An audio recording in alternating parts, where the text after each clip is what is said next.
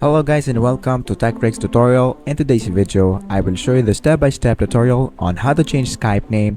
So by the end of this video, you will learn how to do them. So without further ado, let's get into it. So the first thing that we need to do is to open our Skype app right here. And once we open our Skype app, you will be redirected right here on this page. And then once we do that, the next thing that we need to do is to go on the top left corner of the screen until you see this three dots. So click that and then click settings. Once you click settings, just scroll down until you see your profile right there. So just click it and then you will be redirected into a browser right there. And then once you do that, you will see this right here, the Skype name, the city, and so on. So to add a name, all you have to do is to click add name right there. Let's put Mark. Then just answer these questions.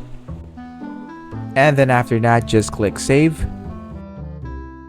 And if you go back right there, as you can see, we now have changed the name right there. And so that is basically it for this video. Thank you guys for watching TechRick's tutorial. I hope you learned something, and please don't forget to like and subscribe. Have a great day everyone.